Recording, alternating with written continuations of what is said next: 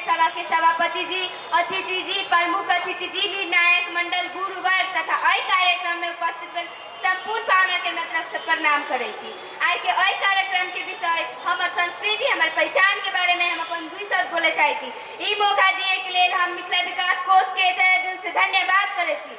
हमर संस्कृति, हमर पहचान, ई बात सोराना सच है निर्णायक मंडल जी। संस्कृति मानव समाज के सबसे बड़का संपत्ति है। संस्कृति उ जटिल संपूर्णता है जेमे ज्ञान, विश्वास, कला, कानून, इंद्रिय सब के समावेश है। संस्कृति बिना मानव के कोनो अस्तित्व नहीं है। संस्कृति से एगो मानव के मानव, एगो समाज के समाज से पहचान कर छै। सत्यम शिवम सुंदरम, ये संस्कृति के महामंत्र है निर्णायक मंडल जी। हम अपन मिथिला लगाए एगो गीत प्रस्तुत करले चाहे छी।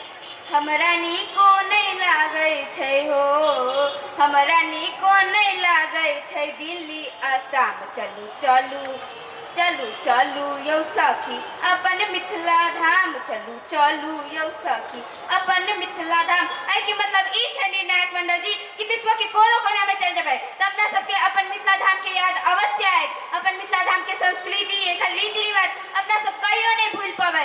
अपना सबके मिथिला धाम के जे संस्कृति छै ई विश्व में सबसे ज्यादा अनमोल छै। ई उहे संस्कृति छै जेमे जनक जननी जानकी माता के जन्म शहीदो भेल छै।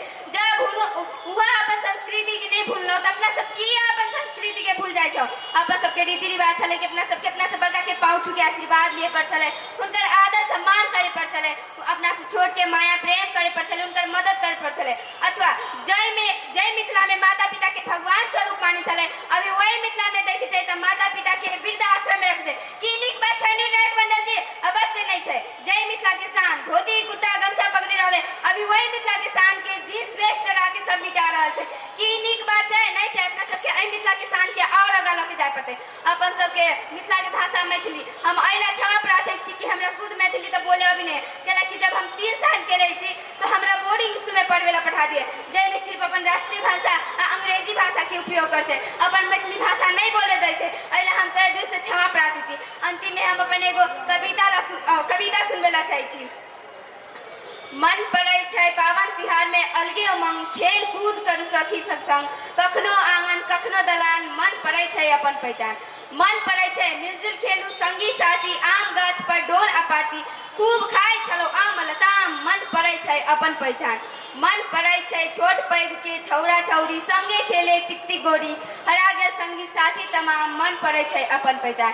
मन पड़े छै पीठ पटांगू अपन वस्ता, देख रापू गामक रस्ता, बात सप्ताह भेल पुरान, मन पड़े छै अपन पहचान। मन पड़े छै घड़ी घंटा मंदिर भागी, 4 बेर प्रसाद हम पाबी, आँख से सुनते अजान, मन पड़े छै अपन पहचान।